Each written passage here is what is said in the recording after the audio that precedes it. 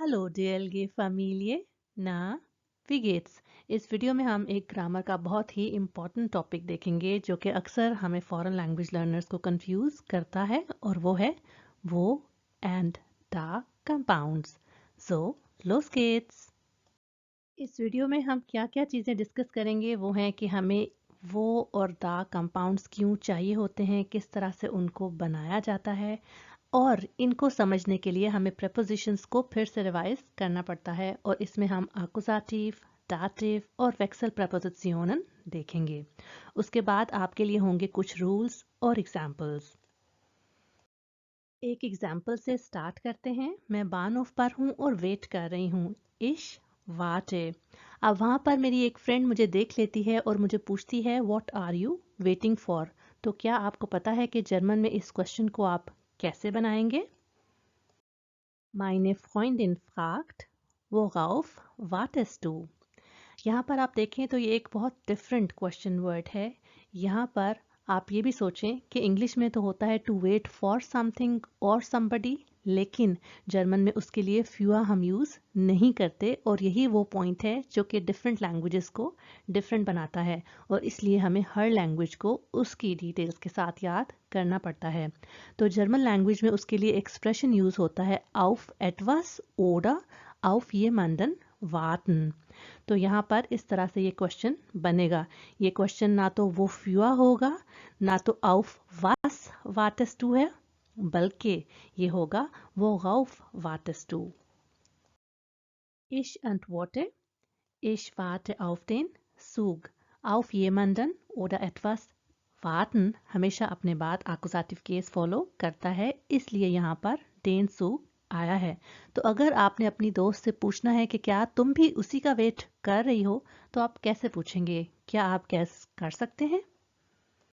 Ich frage sie, wartest du auch darauf?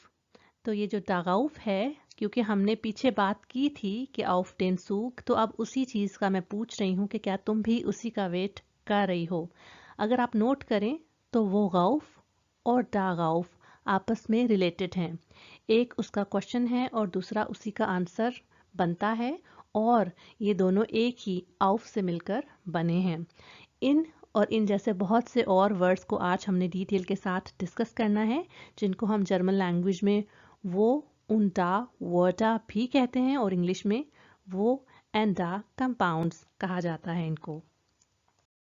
लेकिन अगर हम लैंग्वेज लर्निंग के स्टार्ट में इस तरह भी पूछें इस क्वेश्चन को वाटस to auch auf den Zug, तो ये भी बिल्कुल करेक्ट है। लेकिन इसको और इसको आपस में रिप्लेस करने से क्या होगा, इसीलिए हमें ये कंपाउंड्स आने चाहिए कि ये हमें लैंग्वेज को स्मूथली कन्वर्सेशन करने में मदद देते हैं और एक्स्ट्रा जो वर्ड्स हैं उनको हम ओमिट कर देते हैं स्पीकिंग में और इनका राइटिंग में भी काफ़ी यूज़ होता है। तो इन वर्ड्स को किस तरह से बनाया जाता है? इनको हम बनाते हैं प्रेपोजिशंस को यूज़ करके।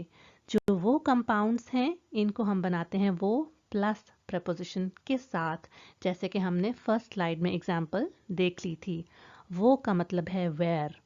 इसी तरह ता कंपाउंड्स को हम ता प्लस प्रपोजिशन के साथ बनाते हैं। ता का मतलब होता है देयर।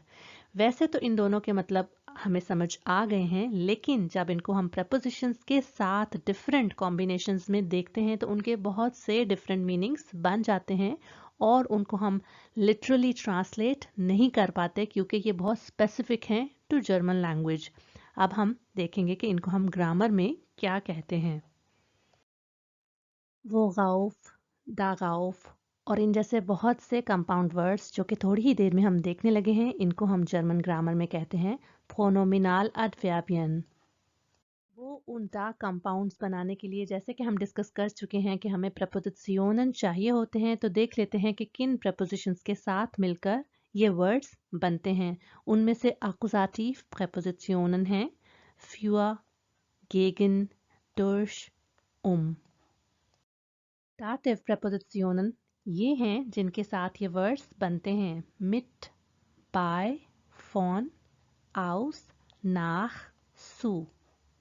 और सभी के सभी वेक्सल प्रपोजिशनन के साथ इन वर्ड्स को हम बना सकते हैं auf, in, an, über, unter, vor, hinter, neben, zwischen। ये सारे आप देखें तो लोकेशनल प्रपोजिशंस भी हैं। अब यहाँ पर आपको आकुजाटिव केस में यूज किए जाने वाले प्रपोजिशंस के साथ वो उनटा वटा नजर आ रहे हैं। एक चीज आप नोट करिएगा और याद रखिएगा कि वो सभी प्रपोजिशंस जो कि एक वॉवल के साथ स्टार्ट होते हैं, वो जब वो और डा वटा बनाएंगे तो एक एक्स्ट्रा एग उनमें ऐड हमेशा होगा, तो उनको हम उसी तरह याद करेंगे।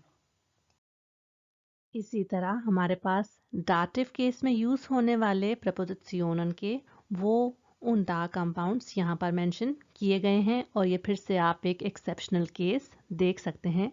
वो गाउस दा गाउस के एक्स्ट्रा एग ऐड हुआ है। वेक्सल प्रपोजिशनन चूंकि काफ़ी सारे हैं, तो इसलिए ये सभी उनके वो और दा कंपाउंड्स मेंशन हुए हैं। अब हम डिफरेंट एग्जाम्पल्स के थ्रू डिस्कस करेंगे कि इनके क्या रूल्स हैं और किस तरह से हम इसको रिटन और स्पोकन में यूज़ कर सकते हैं। लेकिन दा और वो कंपाउंड्स को बनाने के लिए, उनको यूज़ करने के लिए बहुत इम्पॉर्टेंट है कि हमें Verben mit Präpositionen और Adjektive mit Präpositionen डिफरेंट आते हों। B1 की लेवल की लिस्ट मैंने डिस्क्रिप्शन बॉक्स में अटैच कर दी हैं, वो आप देखकर याद कर सकते हैं। अगर वो आप याद कर लेंगे और साथ साथ स्लोली एंड ग्रेजुअली अपनी राइटिंग और स्पीकिंग में यूज़ करेंगे तो आपका लेवल आहिस्ता आहिस्ता इम्प्रूव होगा और नेटिव लाइक आप स्पीकिंग कर पाएंगे। एग्जाम्पल है जी, Die Schulkinder freuen sich schon auf die Sommerferien। यहाँ पर verb with preposition combination use हुआ है और ये एक रिफ्लेक्सिव वर्ब है जो कि होगा sich auf etwas freuen, to look forward to। और अगर आपको sich auf etwas freuen और sich über etwas freuen के बारे में नहीं पता कि इन दोनों में क्या डिफरेंस है, तो मैं वीडियो लिंक कर दूंगी, वो आप चेक कर सकते हैं।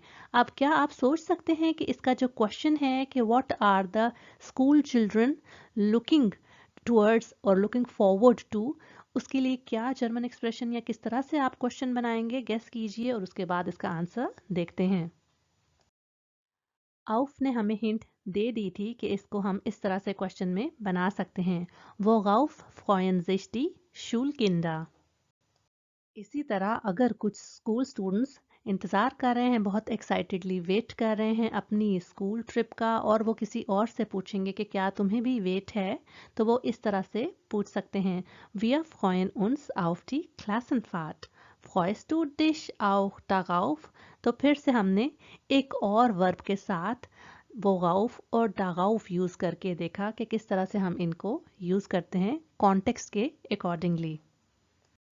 एक और एक्सप्रेशन हमारे पास होता है Geld für etwas ausgeben, किसी चीज़ पर पैसे खर्च करना। तो उसको हम क्वेश्चन में इस तरह से किसी से पूछ सकते हैं कि आप अपने पैसे किस चीज़ पर खर्च करते हो।